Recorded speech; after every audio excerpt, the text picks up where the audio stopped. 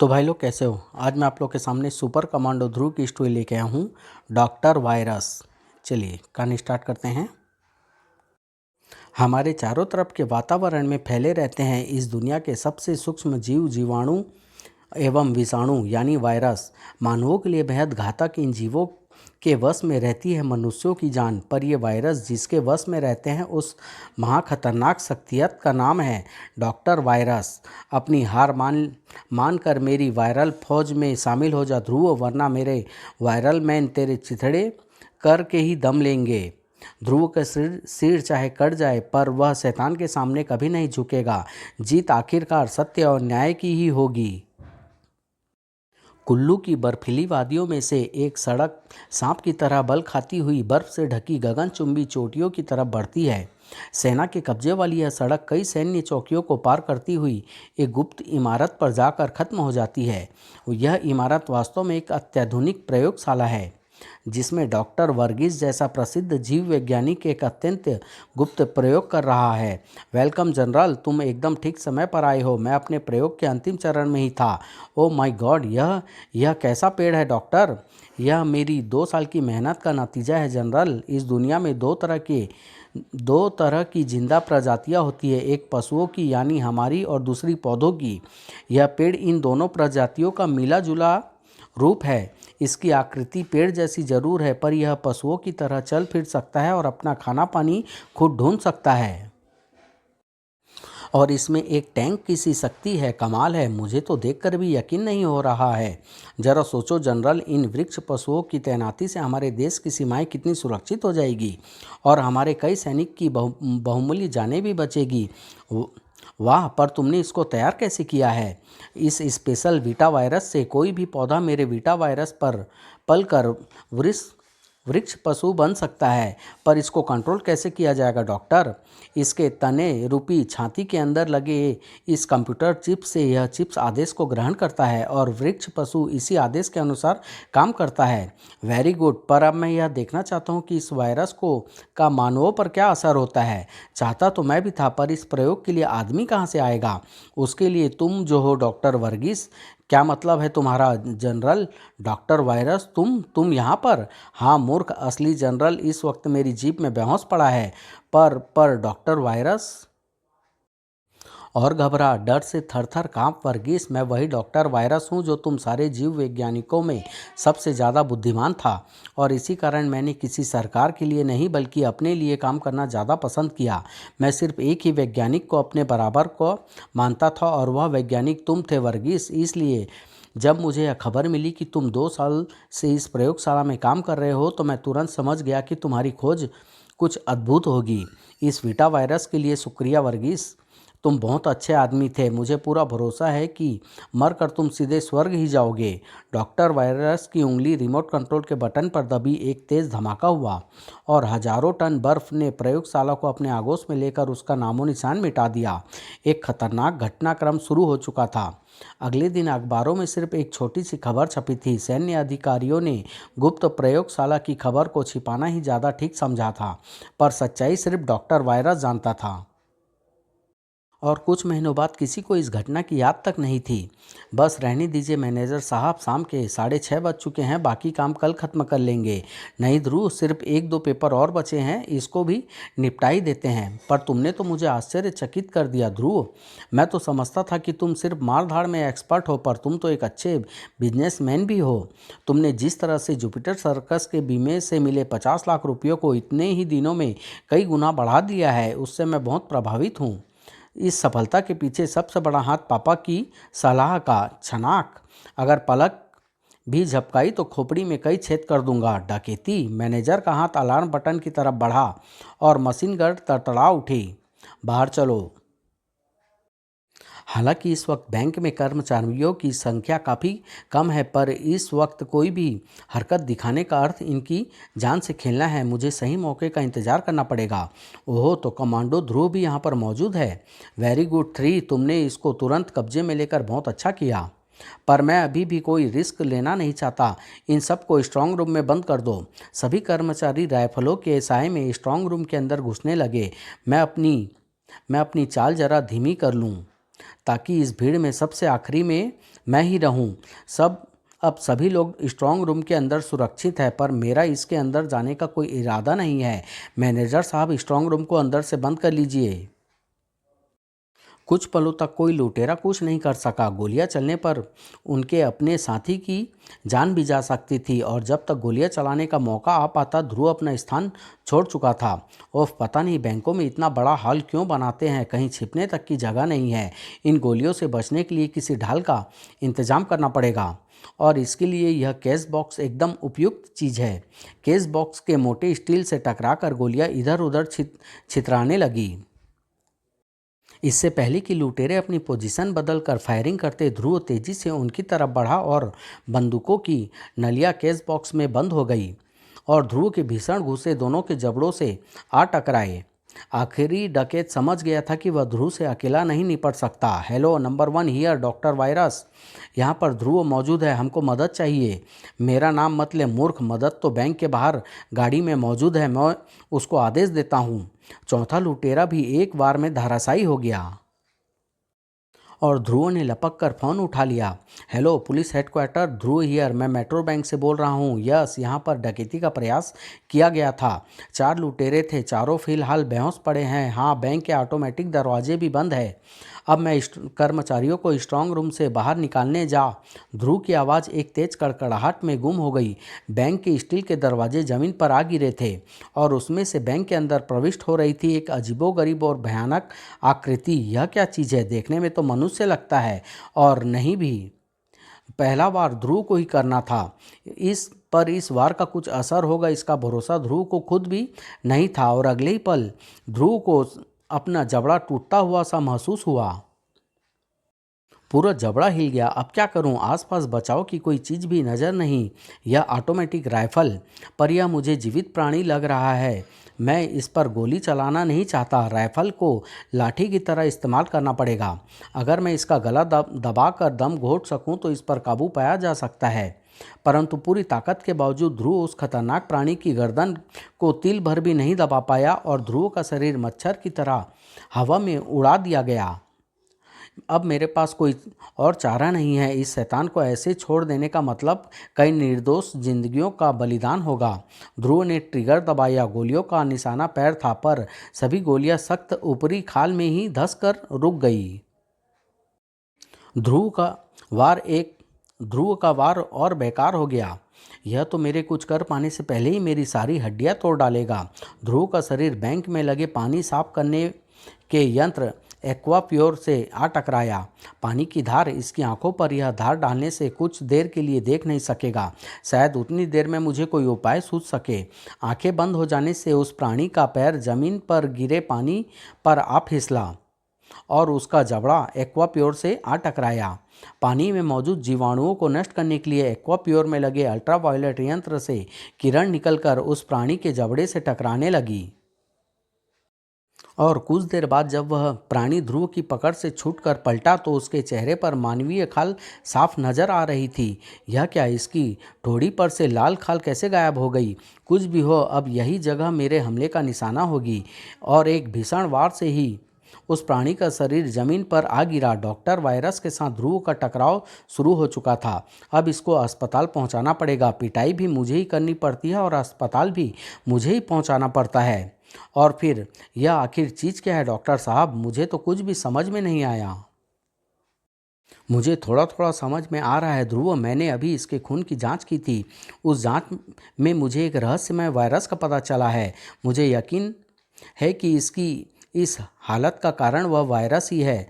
तुमसे लड़ते समय एक्वाप्योर से निकलती अल्ट्रावायलेट किरणों ने इसके जबड़े पर के वायरसों को नष्ट कर दिया होगा, और उस स्थान से वायरसों के नष्ट होते ही इसकी खाल फिर से मानवों जैसी हो गई होगी। बात तो समझ में आती है। मैंने भी पढ़ा है कि अल्ट्रावायलेट यानी पराबैंगनी किरणें कई प्रकार के जीवाणुओं और विषाणुओं को नष्ट कर देती है, पर ऐसा कौन नीच हो सकता है जो अच्छे भले इंसान को ऐसी भयानक स्थिति में पहुंचा दे? यह तो यही बता सकता है, पर इस वक्त यह कोमा यानी गहरी बेहोशी में है। हमको इसको होश में आने का इंतज़ार करना पड़ेगा, और तब तक कुछ भी अनहोनी हो सकती है। इस घटना से मुझे एक भयंकर खतरे की बू आ रही है। खतरा ध्रुव के अनुमान से कहीं ज़्यादा भयानक था। चेचकी पकड़ा गया। यह क्या बक रहे हो, असंभव है। उसको पकड़ा आखिर किसने? ध्रुव ने।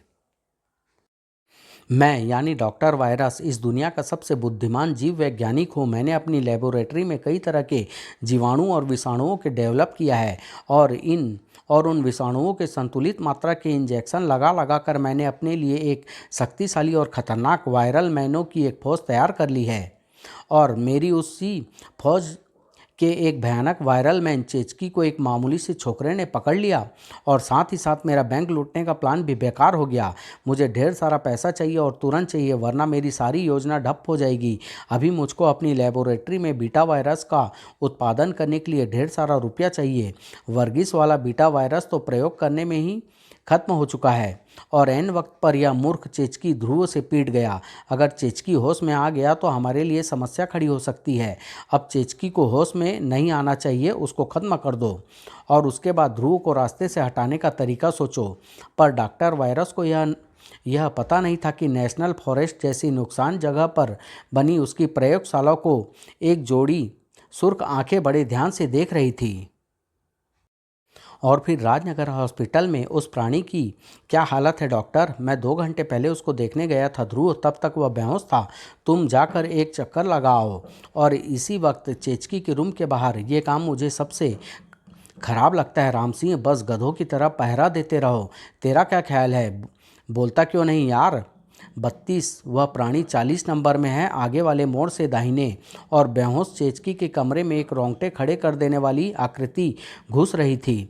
मोड़ से मुड़ते ही ध्रुव को खतरे का सिग्नल सामने नजर आ गया। कमरे के अंदर एक लिजा हाथ चेचकी का ऑक्सीजन मास्क हटाकर उसकी नाक और मुंह को अपनी गिरफ्त में ले चुका था। और जब तक ध्रुव कमरे के दरवाजे पर आता, चेचकी का शरीर और उसकी धड़कन खामोश हो चुकी थी। ओह, एक और भयंकर प्राणी! क्या नर्क का कोई दरवाज़ा खुला रह गया है? पर यह जो कोई भी है, इसने इस बेहोश प्राणी को खत्म कर दिया है। पर क्यों? अब वह घृणित आकृति वापस दरवाजे की तरफ बढ़ रही थी। कोढ़क के रास्ते से हट जा छोकरे। कोढ़क नाम तो पट्टे पर फिट बैठ रहा है, पर मैं इसको जाने नहीं दे सकता, वरना फिर मुझे इस षड्यंत्र की जड़ तक कौन पहुंचाएगा? ध्रुव की बंधी मुट्ठी कोढ़क की तरफ लपकी और ध्रुव को अपना हाथ किसी मोटे गद्दे में धंसता हुआ सा महसूस हुआ। तो तू कोढ़क से लड़ना चाहता है लड़के? ले, मैं तेरी इच्छा पूरी किए देता हूँ। ध्रुव की चकित आंखों के सामने कोढ़क के हाथ ने रबर बैंड की तरह लंबा होकर ध्रुव के शरीर को अपनी कुंडली में कैद कर लिया और एक झटके से ध्रुव का शरीर लट्टू की तरह घूमता हुआ दरवाजे से बाहर आ गिरा। यह तो उस लाल राक्षस से भी ज़्यादा खतरनाक जीव लग रहा है। मुझे तो लगता है कि इससे पहले मैं इसके जरिए इसके बॉस तक पहुंच सकूं, पर यह मुझे अपने जरिए भगवान तक पहुंचा देगा। इधर एक जिंदगी और मौत का संघर्ष चल रहा था और दूसरी तरफ डॉक्टर वायरस की लेबोरेटरी में अट्टहास गूंज रहा था। बन गया, मैंने वर्गीस वाले वीटा वायरस को अपनी ही लैब में डेवलप कर लिया है, पर मेरा बनाया वायरस उससे कहीं अधिक असरदार है। अब मुझे रोकने वाला दूर दूर तक कोई नहीं है।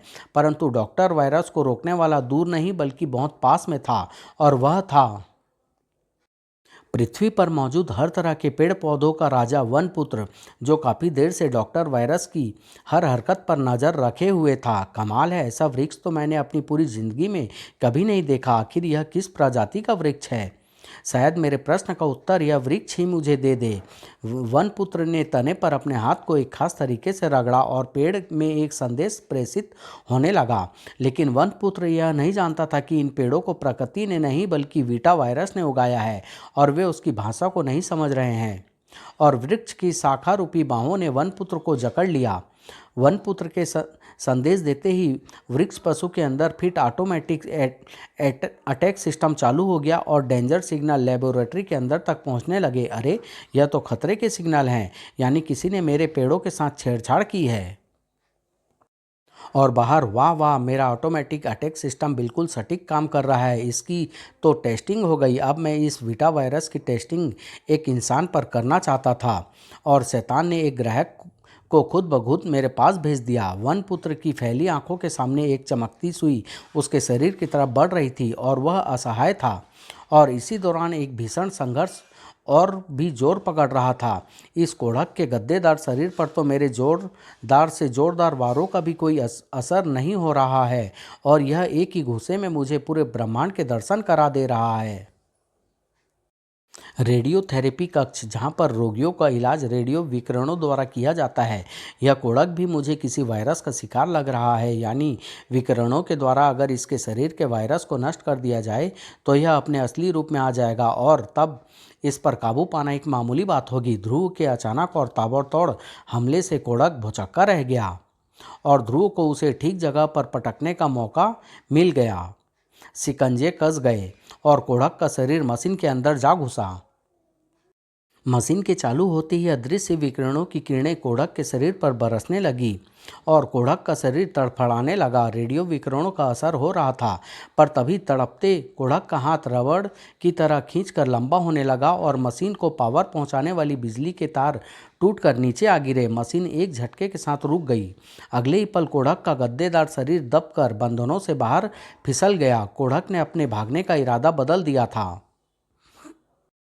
अब उसका पूरा ध्यान ध्रुव को अपने रास्ते से हटाने में लग गया था, और ध्रुव उसके अमानवीय शिकंजे में असहाय था और उसका मस्तिष्क धीरे धीरे अंधेरे के गर्त में गिरने लगा।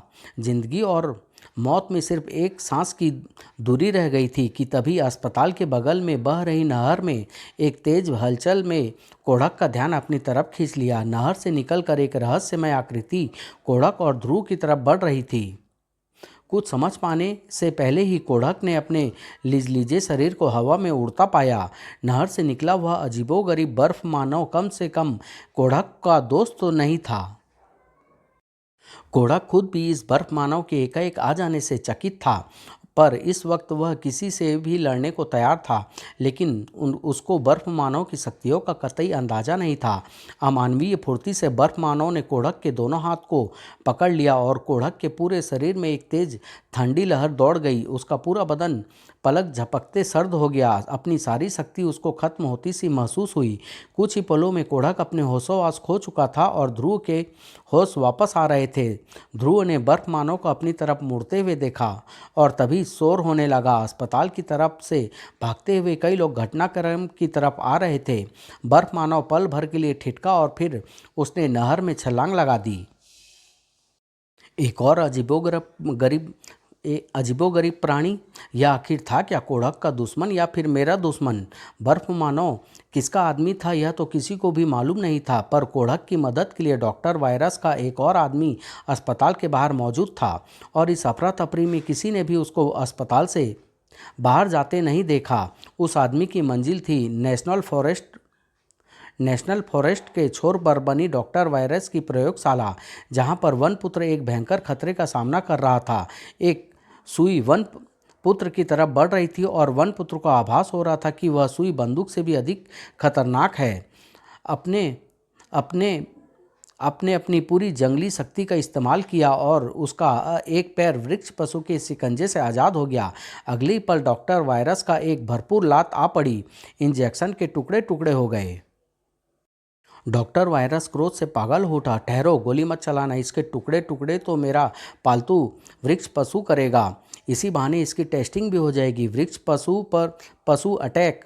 आदेश मिलते ही वृक्ष पशु के शाखा रूपी हाथ वन पुत्र के शरीर को दो विपरीत दिशाओं में खींचने लगे। वृक्ष पशु की शक्ति के सामने वन पुत्र की ताकत मामूली थी, परंतु इससे पहले कि वन पुत्र के शरीर को वृक्ष पशु चीर डालता, वन पुत्र के मुंह से एक अजीब सी चीख निकली और अगले ही पल डॉक्टर वायरस ने अपनी जिंदगी का सबसे आश्चर्यजनक दृश्य देखा। वन पुत्र की एक ही पुकार पर जंगल के छोर पर लगा यूकेलिप्टस का एक पेड़ तेजी से नीचे झुका और उसकी शाखाओं ने वृक्ष पशु के तने को कसकर जकड़ लिया। एक तेज झटके से वृक्ष पशु की जड़ें जमीन से बाहर आ गई। वन पुत्र वृक्ष पशु के चुंगल से बचकर दूर जा गिरा, पर इसके बाद भी यूकेलिप्टस की शाखाओं ने वृक्ष पशु के शरीर को नहीं छोड़ा और वृक्ष पशु को अपनी असीमित ताकत दिखाने का मौका मिल गया। अब आश्चर्यचकित होने की बारी वन पुत्र की थी। वृक्ष पशु आजाद हो गया था। जड़ें जमीन से बाहर आ जाने के बावजूद भी वृक्ष पशु खड़ा हुआ था और वह वन पुत्र के टुकड़े करने वाले आदेश को भूला नहीं था। एक खूनी संघर्ष अभी बाकी था। इसके विपरीत राजनगर अस्पताल में फिलहाल शांति थी। तुम्हारा ख्याल एकदम सही था ध्रुव। इसके शरीर में एक अजीब सा जीवाणु मौजूद है जो कोढ़ के जीवाणु से मिलता जुलता है। इसकी यह हालत उसी जीवाणु के कारण है। एक और जीवाणुओं का शिकार। अब मुझे याद आ रहा है डॉक्टर, उन बैंक लुटेरों में से एक लुटेरे ने ट्रांसमीटर पर अपने बॉस को डॉक्टर वायरस के नाम से संबोधित किया था। उस समय मैंने इस पर ज़्यादा ध्यान नहीं दिया था, पर अब मुझे यकीन हो गया है कि इन प्राणियों के बॉस का नाम डॉक्टर वायरस ही हो सकता है। पर सवाल तो यह है कि उस तक पहुंचा कैसे जाएगा। यह गोल कांटा मुझको कोढ़क के पैर में धंसा हुआ मिला था। अगर इससे तुमको कोई सूत्र मिल सके तो। यह एक जंगली पेड़ का कांटा है और राजनगर के पास सिर्फ एक ही जंगल है, नेशनल फॉरेस्ट। मुझे मेरे सवालों का जवाब वहीं से मिलेगा। पर नेशनल फॉरेस्ट में कोढ़क के हार की खबर ध्रुव से काफ़ी पहले पहुंच चुकी थी। बर्फ मानव और उसने कोढ़क पर हमला किया। अगर मैं ठीक समझ रहा हूं तो यह सिर्फ एक ही। पर डॉक्टर वायरस की बात मुंह में ही रह गई क्योंकि उसी पर लेबोरेटरी का एक हिस्सा धराशायी हो गया। वृक्ष पशु ने एक और पेड़ की जड़ से उखाड़ दिया था। वनपुत्र इस शक्तिशाली दुश्मन के लिए अपना लड़ाई का तरीका बदलने को मजबूर हो गया। उसने जमीन को थपथपाया और जमीन में लगे असंख्य घासों के तिनके ने अपनी जड़ों को जमीन के अंदर और गहराई तक बढ़ा दिया और अपनी पकड़ मजबूत हो जाने के बाद घास के तिनकों ने अपने आकार को तेजी से बढ़ाना शुरू कर दिया और वृक्ष पशु के शरीर पर चारों तरफ से घासें आ लिपटी। वृक्ष पशु का हर अंग अलग अलग दिशाओं में खींचने लगा और उसी पल एक गाड़ी तेजी से शहर की तरफ बढ़ी। जल्दी चलो सकुरा, अगर वह बर्फ मानव वही है जो मैं समझ रहा हूँ तो सबसे पहले हमको उसे रोकने का इंतजाम करना पड़ेगा। ओह, वह दुष्ट भाग रहा है। इसने मेरे दोस्त पेड़ों का एक विकृत रूप बनाकर इनको बदनाम करने की कोशिश की है। मैं उस दुष्ट को बगैर सबक सिखाए नहीं छोड़ूंगा। वनपुत्र चीते किसी गति से गाड़ी के पीछे लपका। वृक्ष पशु और घासों की भीषण लड़ाई का अंत देख पाने का समय अब उसके पास नहीं था, लेकिन इस लड़ाई को देखने के लिए एक दूसरा दर्शक घटना स्थल की तरफ बढ़ रहा था। नेशनल फॉरेस्ट एकदम शांत और सुनसान स्थान है। डॉक्टर वायरस को अपने अड्डे के लिए इससे अच्छी जगह नहीं मिल सकती। अगला मोड़ मुड़ते ही ध्रुव के सारे ख्याल सही साबित हो गए। यह रही एक नई बनी इमारत। देखने से ही एक अत्याधुनिक लेबोरेटरी लग रही है, पर यह टूट फूट कैसे गई है। जमीन पर एक कार के आने और जाने के निशान बने हुए हैं और इन निशानों के साथ साथ एक जोड़ी पैर के निशान भी हैं। कोई नंगे पैर गाड़ी के पीछे भागता हुआ गया है, पर कौन। ध्रुव तेजी से लेबोरेटरी के पीछे इस विनाश का कारण जानने के लिए लपका। तभी एक धमाके ने ध्रुव की विचारधारा को भंग कर दिया। लेबोरेटरी का एक हिस्सा और ध्वस्त हो गया था और उसकी आंखें आश्चर्य से फैलती चली गई। उसकी आंखों के सामने एक अद्भुत लड़ाई चल रही थी। वृक्ष पशु ने अपनी एक जड़ को लंबा किया और उसके सहारे उसका पूरा शरीर लट्टू की तरह नाचने लगा। वृक्ष पशु के शरीर को चारों तरफ से खिंचती घासें तेजी से तने पर लिपटने लगी। उनकी जड़ों पर जोर पड़ने लगा। कुछ ही पलों में लड़ाई का फैसला हो गया। कुछ घास के तिनके जड़ से उखड़ गए और जो कमज़ोर थे वे टूट गए। वृक्ष पशु कुछ देर तक भ्रमित सा खड़ा रहा, पर वह अपने स्वामी के आदेश की प्रतीक्षा कर रहा था, लेकिन आदेश देने वाला वहां पर था ही नहीं। सिर्फ डॉक्टर वायरस की जेब में रखे ट्रांसमीटर से सिग्नल वृक्ष पशु के कंप्यूटर रिसीवर तक पहुंच रहे थे। वृक्ष पशु सिग्नलों का पीछा करते हुए राजनगर की तरफ बढ़ चला। यह तो मुझे नहीं मालूम कि यह क्या चीज़ है, पर मैं इतना ज़रूर समझ रहा हूँ कि यह अगर राजनगर पहुँच गया तो फिर राजनगर की खैर नहीं है।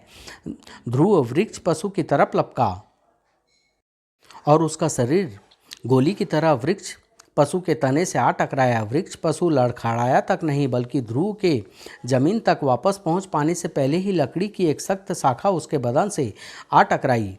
वह इस भयानक जीव पर मेरे वारों का असर नहीं होगा। इस पर वार करने के लिए मुझे एक भारी हथियार की ज़रूरत है। ध्रुव ने मोटरसाइकिल को स्टार्ट करके वृक्ष पशु से विपरीत दिशा में मोड़ दिया। पल भर के लिए वृक्ष पशु का ऐसा लगा मानो ध्रुव उससे डर कर भाग रहा है, पर कुछ दूर जाकर ध्रुव ने मोटरसाइकिल को वापस मोड़ा। उसका हाथ एक्सीलेटर पर पूरा घूम गया। स्पीडोमीटर की सुई 100 पर थिरकने लगी। ये कहानी मैं यहीं समाप्त कर रहा हूँ। बहुत जल्द इसका अगला भाग लेके आऊँगा। धन्यवाद।